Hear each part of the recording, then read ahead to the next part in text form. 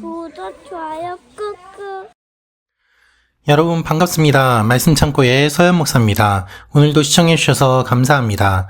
여러분의 구독과 좋아요, 알람 설정으로 저희 채널을 응원해 주세요. 항상 함께 해주셔서 감사합니다. 오늘은 열왕기하 19장 14절부터 28절 말씀입니다. 오늘 말씀은 편지를 올려두고 기도하는 히스기야의 이야기가 기록되어 있습니다. 아수르 왕의 편지를 받아들고 그는 하나님 앞에 나아가 기도합니다. 오늘 이 말씀을 통하여서 우리에게 주시는 하나님의 마음을 함께 묵상해 보기 원합니다. 14절부터 말씀입니다. 히스기야는 그 사신들의 손에서 편지를 받아 읽었습니다. 그러고 나서 그는 여호와의 성전으로 올라가 여호와 앞에 그 편지를 펴놓았습니다. 그리고 히스기야는 여호와 앞에 기도드렸습니다. 그룹들 사이에 계신 이스라엘의 하나님 여호와여, 오직 주만이 세상 모든 나라의 하나님이십니다. 주께서 하늘과 땅을 지으셨습니다. 여호와여, 귀를 기울여 들으소서. 여호와여, 눈을 열어보소서. 사내립이 살아계신 하나님을 모독하는 말을 들어보소서. 여호와여, 아시리아 왕들이 그 나라들과 그 땅들을 폐허로 만든 것이 사실입니다. 또 그 왕들이 그들의 신들을 불 속에 던져 넣어 멸망시켰습니다. 그들은 신이 아니라 사람 손으로 만든 나무 조각과 돌덩이였기 때문입니다. 그러니 우리 하나님 여호와여, 이제 우리를 그 손에서 구하셔서 주만이 여호와 하나님이심을 세상의 모든 나라들이 알게 해 주십시오. 그러자 아모스의 아들 이사야가 히스기야에게 사람을 보내 말했습니다. 이스라엘의 하나님 여호와께서 말씀하십니다. 내가 아시리아 왕 사네립에 대한 내 기도를 들었다. 이것은 여호와께서 사네립을 향해 하신 말씀입니다. 처녀딸 시온이 너를 경멸하고 너를 조롱했다. 딸 예루살렘이 도망하는 내 뒤에서 머리를 흔들었다. 내가 누구를 꾸짖고 모독했느냐? 내가 누구에게 목소리를 높이고 눈을 부릅떠느냐? 이스라엘의 거룩한 자가 아니냐? 너는 사자들을 보내 주를 조롱하며 말했다. 내가 무수한 전차를 이끌고 여러 산들의 꼭대기에 오르고 레바논의 경계까지 이르렀다. 내가 거기서 키 큰 백향목들과 숲에서 가장 좋은 잣나무들을 베어냈다. 내가 국경 끝 열매 많은 숲에 들어갔다. 내가 다른 나라의 우물을 파고 그곳에서 물을 마셨다. 내 발바닥으로 이집트의 모든 하천을 말려버렸다고 했다. 내가 듣지 못했느냐? 내가 그것을 정했고 옛적에 그것을 계획했었다. 이제 내가 그것을 이루니 내가 견고한 성들을 돌무더기가 되게 한 것이다. 그래서 거기 사는 백성들이 힘이 없고 놀라고 당황하게 됐다. 그들은 들풀과 푸른 나무를 같고 지붕 위에 난 풀과 자라기 전에 발라버린 곡식 같다. 그러나 나는 내가 어디 머무는 것과 언제 드나드는 것과 내가 내게 분노한 것을 다 알고 있다. 내가 내게 화를 내고 내 거만함이 내 귀에 비쳤으니 내가 내 코에 내 갈고리를 꿰고 내 입에 내 자갈을 물리며 내가 온 길로 다시 돌아가게 할 것이다. 여러분, 오늘 말씀을 보면 우리가 위기 앞에서 어떻게 해야 될지 알려주고 있습니다. 하나님께서는 히스기야의 기도를 들어주십니다. 사람들이 잘나서가 아니라 하나님의 영광을 위해서입니다. 우리는 위기 앞에서 어떻게 해야 할까요? 위기 앞에서 우리는 기도해야 합니다. 기도할 때 하나님께서 우리의 기도를 들으시고 우리가 할 수 없는, 생각지도 못한 그와 같은 일들이 일어나게 됩니다. 그래서 히스기야는 가장 먼저 하나님 앞에 편지를 두고 기도합니다. 14절 말씀 보도록 하겠습니다. 히스기야는 그 사신들의 손에서 편지를 받아 읽었습니다. 그리고 나서 그는 성전으로 올라가 여호와 앞에 그 편지를 펴놓았습니다. 그리고 히스기야는 기도드립니다. 여러분, 오늘 말씀을 보면 먼저 히스기야가 편지를 펴놓고 기도하는 것을 알 수 있습니다. 원어를 보면 다음과 같은 의미입니다. 히스기야는 아수르 왕의 편지를 받자마자 곧바로 성전에 올라가서 편지를 펴놓습니다. 당시의 편지는 두루마리였지요. 우리가 지금 쓰는 것과 같은 그와 같은 종이가 아니었습니다. 긴 두루마리에 편지를 썼기 때문에 두루마리를 받아서 읽었고 그 편지를 하나님 앞에 두고 펴놓았다고 표현할 수밖에 없었습니다. 여기에 두루마리를 펴놓고 하나님 앞에 기도하는 히스기야의 모습, 이 모습은 두 가지 의미가 있는데요. 첫 번째는 현실을 인식하는 것이고 두 번째는 하나님을 인식하는 것입니다. 여러분, 기도는 무엇일까요? 기도는 현실을 정확하게 보는 것입니다. 동시에 기도는 하나님을 정확하게 봐야 됩니다. 그래야 기도가 가능해집니다. 어떤 분은 현실을 보지 않습니다. 하나님만 봅니다. 그래서 하나님 앞에 기도하는데 두루뭉술하게 기도하고 구체적으로 기도하지 않습니다.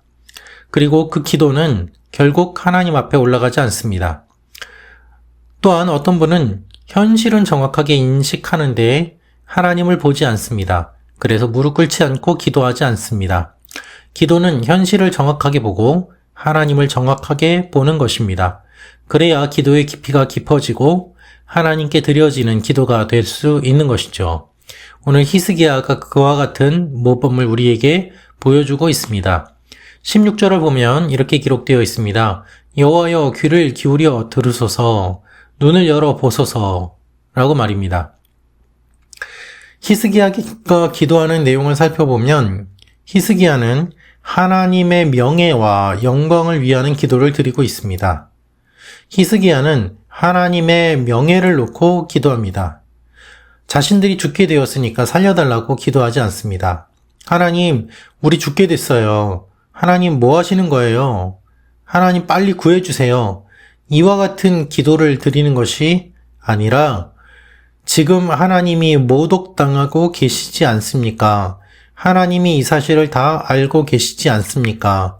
이 사실을 다 알고 계시는 하나님께서 가만히 침묵하시지는 않겠죠. 이렇게 기도하고 있는 것입니다.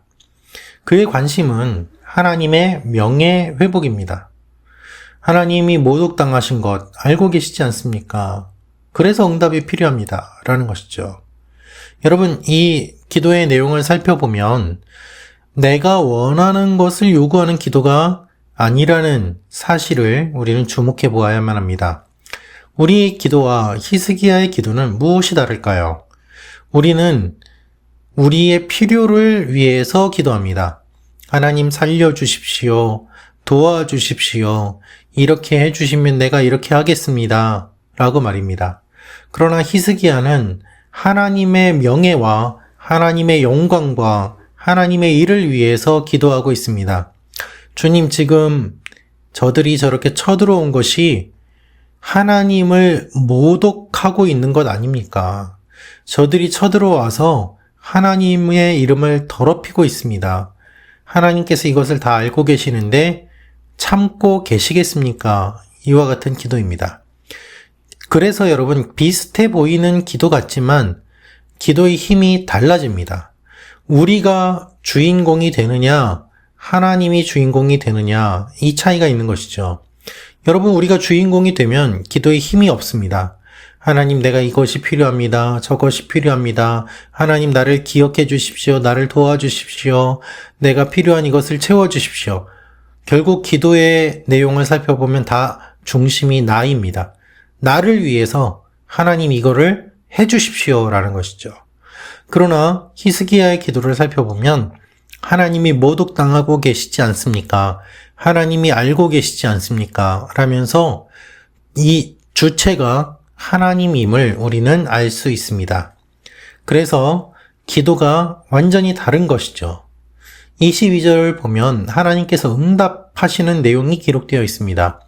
내가 누구를 꾸짖고 모독했느냐? 내가 누구에게 목소리를 높이고 눈을 부릅떴느냐? 라고 말씀하시는데요. 하나님은 이 모든 것을 다 알고 응답하고 심판하십니다. 지금 22절 말씀은 사네립을 향한 하나님의 말씀입니다. 사네립을 사용해서 말 안 듣는 백성들을 심판하셨습니다. 그런데 교만해서 결국 하나님도 비웃습니다. 이 사실에 대해서 분명하게 하나님이 지적하고 계시는 것이죠. 그리고 어떤 일들을 저질렀는지 다 알고 계십니다. 그래서 그들을 다시 왔던 길로 돌려보낼 것이라고 말씀하고 계십니다. 너희가 내 도구로 쓰임받았는데 그것으로 만족하지 않고 교만해져서 오히려 나에게까지 대적하는구나 라고 하나님 말씀하시면서 내가 이것을 다 아니까 너희들이 왔던 길로 다시 돌아갈 것이다 라고 말씀하시는 것이죠. 여러분, 하나님은 우리의 상황을 아십니다. 그래서 기도해야 합니다. 기도할 때 하나님의 일이 일어납니다.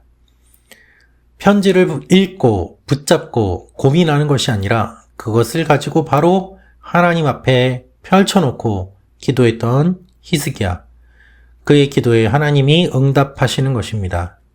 사랑하는 말씀 창고 가족 여러분, 우리는 하나님 앞에 있는 그대로 나아가야 됩니다. 모독을 받아도 모독 받는 것 그대로 하나님 앞에 이야기를 해야 됩니다. 나의 상황을 그대로 펼쳐 놓아야만 하는 것이죠.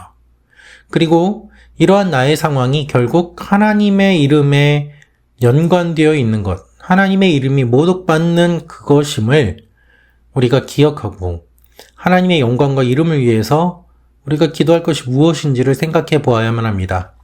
교회가 욕을 먹습니다. 성도들이 욕을 먹습니다.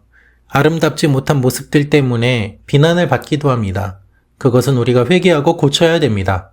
그러나 도가 넘치도록 비난을 받고 조롱을 받고 하나님의 이름이 모독을 받는다면 그것은 그냥 간과해서는 안 됩니다.